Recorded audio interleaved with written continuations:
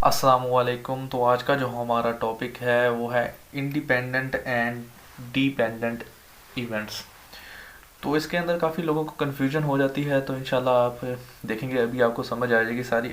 इसमें हमारे पास step by step आपको चलना पड़ेगा, फिर आपको समझ आ जाएगी। अगर हमारे पास दो इवेंट्स हो A and B of a sample space, तो वो इंडिपेंडेंट कब होंगे? जब हमारे पास probability that one event occur is not affected by other, ठीक है, तब वो हमारे पास इंडिपेंडेंट होंगे, यानी कि एक के से दूसरे को कोई फ़र्क ना पड़ रहा हो। तो अब देखें हमारे पास अगर मेरे पास probability of A given B is equal to probability of A आ जाता है, यानी कि जो हमारे पास पहले पड़ा हो ये हमारे पास है, ठीक है, प्रोबेबिलिटी ऑफ ए। ऐसे अगर हमारे पास प्रोबेबिलिटी ऑफ बी पड़ा हो गिवन ए, तो हमारे पास प्रोबेबिलिटी ऑफ बी के इक्वल ये आ जाए। तो ये हमारे पास क्या है, ये दो इवेंट्स जो हमारे पास ये यूज़ हो रहे हैं ये हमारे पास होते हैं इंडिपेंडेंट। मिसाल के तौर पर अगर आपको वैल्यू दे दी जाए कि प्रोबेबिलिटी ऑफ ए जो है वो हमारे पास है 1/4, और probability of A given B जो हमारे पास है वो है 1/2। अब देखें, अब यहाँ से देखें, अगर आपको वो कहीं ना कि आप चेक करके मुझे बताएं कि जो हमारे पास दो ये इवेंट्स हैं ये हमारे पास इंडिपेंडेंट हैं कि नहीं हैं। तो आपने कैसे चेक करना था? आपने इसके ज़रिए चेक करना था, ऐसे ही है। तो कैसे चेक करते हैं आप? Probability of A given B, ये वर्टिकल लाइन, ठीक है, उसके बाद में प्रोबेबिलिटी ऑफ ए। तो क्या इन दोनों के आंसर सेम है? नहीं है। तो ये हमारे पास क्या है, ये इंडिपेंडेंट नहीं है। ये क्या है, ये डिपेंडेंट इवेंट्स हैं। अच्छा, अब हमारे पास वो कहता है अगर हमारे पास टू इवेंट्स पड़े हों तो वो इंडिपेंडेंट कब होंगे? इफ़ एंड ओनली इफ़ अगर हमारे पास probability of A intersection B is equal to probability of A multiplication of probability of B. तो तब ये क्या है, तब ये इंडिपेंडेंट है, ठीक है। तो अगर हमारे पास ये इस left hand side right hand side के इक्वल ना हो तब हमारे पास ये क्या है, ये डिपेंडेंट है हमारे पास, ठीक है। तो डिपेंडेंट होने का मतलब यही था कि हमारे पास एक इवेंट जो है उसकी अकरेंस दूसरे के ऊपर अफेक्ट कर रही होती है। जैसे अब देखें कंडीशनल प्रोबेबिलिटी हमने की थी, तो उसमें क्या होता था, एक इवेंट जब आप क्या करते थे, अगर इवेंट ए ही है, अगर हमारे पास एक क्या है जार के अंदर या हमारे पास एक बॉक्स के अंदर अगर 15 आइटम्स ही होती है, अगर आप एक निकाल लेते तो वो क्या है, वो जो एक इवेंट है अब जो दूसरे इवेंट को क्या कर रहा होगा, वो इफेक्ट कर रहा होगा। क्यों कर रहा होगा? क्योंकि अब एक आपने निकाल लिया है, आपने रिप्लेस दोबारा नहीं किया उसके अंदर, अब उसके अंदर कितने 14 आइटम्स रह गए हैं, ठीक है, जिसकी वजह से उसकी प्रोबेबिलिटी चेंज हो जाएगी। पहले होती तो 1/15 होनी थी हर आइटम को सिलेक्ट करने की प्रोबेबिलिटी, और अब कितनी होनी थी, जब आपने एक उठा लिया उसमें से 1/14 होनी थी, ठीक है। इस वजह से वो क्या होता है, डिपेंडेंट हो जाता है। अब हमारे पास आगे देखते हैं कि अब जो इसके ये ना मेन 3 स्टेप्स हैं, जिसे ये समझ आ गई तो समझ लें कि उसे इंडिपेंडेंट और डिपेंडेंट का तो पता चल गया कि हमारे पास वो कौन से होते हैं। कि फर्स्ट स्टेप वो हमें ये बता रहा है, अब इसे मैं स्टेप्स के ज़रिए इसलिए बता रहा हूँ कि स्टेप है नहीं, लेकिन जो उसने स्टेटमेंट्स लिखी है उस लिहाज से जो बनते हैं कि अगर हमारे पास टू म्यूचुअली एक्सक्लूसिव इवेंट पड़े हों ए एंड बी, तो आपको पता है आपने स्टार्ट में जब म्यूचुअली एक्सक्लूसिव इवेंट किए थे तो हमें पता था वो कौन से होते हैं, जिनके अंदर कोई भी पॉइंट कॉमन ना हो। इसका मतलब क्या है कि जब आपने ए इंटरसेक्शन बी निकालना होता था ना तो वो आपका ज़ीरो आ जाता था। सेट की बात नहीं मैं कर रहा, क्योंकि सेट थ्योरी में ज़ीरो का मतलब होता है कि डिजिट, ठीक है, एक उसका एलिमेंट, लेकिन हम प्रोबेबिलिटी की बात कर रहे हैं, ठीक है। तो इसमें हमारे पास ज़ीरो का मतलब कुछ भी नहीं, उनके दरमियान कॉमन कुछ भी नहीं है। तो ये कुछ भी कॉमन नहीं कब आएगा, ये देखें, इंडिपेंडेंट था तो प्रोबेबिलिटी ऑफ ए और प्रोबेबिलिटी ऑफ बी, यानी कि इसकी कुछ ना कुछ वैल्यू थी। तो ये अब ज़ीरो इस साइड को, राइट हैंड साइड को अब ज़ीरो कैसे कर सकते हैं?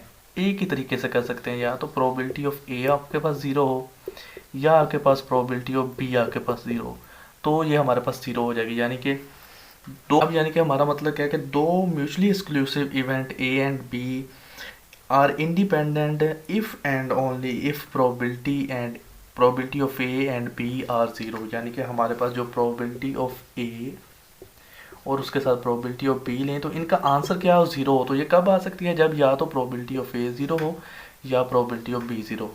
तो अगेन समझ लें कि हमारे पास म्यूचुअली एक्सक्लूसिव इवेंट जो हम स्टार्टिंग पर पढ़ के आए थे, तो वो हमें क्या बताते थे कि हमारे पास कोई पॉइंट कॉमन नहीं हो रहा। तो हमें यही बता रहा है कि अगर दो म्यूचुअली एक्सक्लूसिव इवेंट इंडिपेंडेंट कब हो सकते हैं, वो तब हो सकते हैं जब हमारे पास probability of A and B जो हमारे पास इसका जो राइट हैंड साइड का आंसर है वो ज़ीरो आ जाए। और अब अगर देखें हम मिसाल के तौर पर इसका राइट हैंड साइड का हमारा जो आंसर है वो ज़ीरो नहीं आ रहा, उसकी हमारे पास कुछ वैल्यू आ रही है, तो इसका मतलब क्या है कि उसके अंदर कुछ ना कुछ सैंपल पॉइंट जो है वो कॉमन है, यानी कि probability of A intersection B जो अब ले रहे हैं,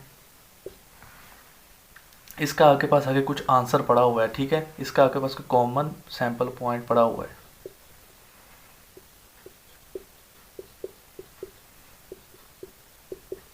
मीन्स कि ये अब खाली नहीं रहा, यहाँ पर कुछ ना कुछ आंसर आपके पास है। तो यहाँ से हमारी मेन बात है कि हमारे पास दो इवेंट जो इंडिपेंडेंट हैं वो can never be mutually exclusive, क्योंकि उसकी कंडीशन हमारे पास क्या होती है, ये होती है कि इंडिपेंडेंट कब होंगे, जब उनका कुछ यहाँ पर ये देखें probability of A and B हमारे पास कुछ आंसर होगा। लेकिन अच्छा, अब हमारे पास थर्ड में हमें ये बताता है कि दो म्यूचुअली एक्सक्लूसिव हमारे पास जो इवेंट हों can also be dependent events, वो एक डिपेंडेंट इवेंट्स भी हो सकते हैं। अब यानी कि एक की वजह से दूसरे को हमारे पास क्या हो रहा होगा, अफेक्ट हो रहा होगा, कॉमन पॉइंट नहीं भी है लेकिन हमारे पास क्या है, अफेक्ट हो रहा होगा, तो इस वजह से वो क्या हो सकते हैं, डिपेंडेंट इवेंट हो सकते हैं। और हमारे पास जो दो इवेंट्स हो वो नॉट म्यूचुअली एक्सक्लूसिव जो हमारे पास हो, तो वो इंडिपेंडेंट भी हो सकते हैं, डिपेंडेंट भी हो सकते हैं, ठीक है। ये तीनों की तीनों स्टेप्स को आप दोबारा देख लें कि एक स्टेप हमारे पास क्या है, वो ये बताता है कि हमारे पास जो म्यूचुअली एक्सक्लूसिव इवेंट है वो इंडिपेंडेंट हो सकते हैं सिर्फ एक कंडीशन के तहत कि हमारे पास जो ये राइट हैंड साइड का आंसर है वो ज़ीरो आ रहा हो, और वो कब आएगा, जब प्रोबेबिलिटी ऑफ ए या प्रोबेबिलिटी ऑफ बी क्या होगी, ज़ीरो होगी। दूसरी कंडीशन हमें क्या बता रही है कि हमारे पास जो बोथ हमारे पास इवेंट्स होते हैं ए एंड बी, वो हमारे पास अगर नॉन ज़ीरो हो, उनकी हमारे पास कुछ ना कुछ प्रोबेबिलिटी हो, तो ज़ाहिरी बात है उनके अंदर क्या है, कुछ कॉमन पॉइंट है जिसकी वजह से हमारे पास ये आंसर आता है। तो जब ये आंसर आ गया तो इसका मतलब क्या है कि उनके दरमियान कोई कॉमन पॉइंट है, इसका मतलब क्या है कि वो कभी भी म्यूचुअली एक्सक्लूसिव नहीं हो सकते। यानी कि अगर दो इंडिपेंडेंट इवेंट हमारे पास हैं, तो दो इवेंट्स हैं जो इंडिपेंडेंट हो चुके हैं, ठीक है, तो इंडिपेंडेंट कब होंगे, जब हमारे पास प्रोबेबिलिटी ऑफ ए और ये वाला हमारे पास दोबारा लाइन ये वाली आ जाएगी, तो इसमें हमारे पास यहाँ पर क्या होगा, कुछ आंसर आएगा, कुछ आंसर आएगा, तो इसका मतलब क्या है कि वो कभी भी म्यूचुअली एक्सक्लूसिव नहीं हो सकते। थर्ड हमारे पास हमें ये बता रहा है कि अगर हमारे पास दो इवेंट्स म्यूचुअली एक्सक्लूसिव हों, वो हमारे पास डिपेंडेंट भी हो सकते हैं, यानी कि एक की वजह से दूसरे के ऊपर अफेक्ट पड़ सकता है। और जो हमारे और एक इसके साथ एक और चीज़ ऐड कर रहा है कि हमारे पास दो इवेंट जो म्यूचुअली एक्सक्लूसिव नहीं है, ठीक है, वो इंडिपेंडेंट भी हो सकते हैं और डिपेंडेंट भी हो सकते हैं।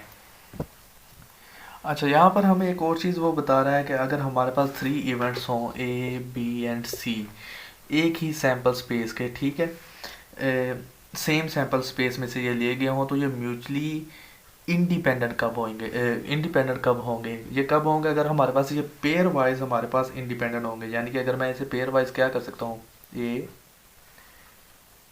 इंटरसेक्शन बी लूँ, A intersection B is equal to probability of A probability of B, ये देखें ये वाला है, probability of A intersection C लूँ तो probability of A probability of C. अगर मैं probability of B intersection C लेता तो मेरे पास क्या होना था, probability of B probability of C, plus नहीं आना, ये मल्टीप्लिकेशन है, तो इस तरह भी हो सकता था। और दूसरी हमारे पास ये म्यूचुअली इंडिपेंडेंट कब होते हैं, अगर मैं इन्हें इकट्ठा करता ऐसे तीनों का एक साथ ले लेता, तो ये मेरे पास क्या होना था, probability of A multiplication probability of B और इसी तरह प्रोबेबिलिटी ऑफ सी, ठीक है। तो आज का हमारा टॉपिक इतना ही था, आज के लिए इतना ही, अल्लाह हाफिज़।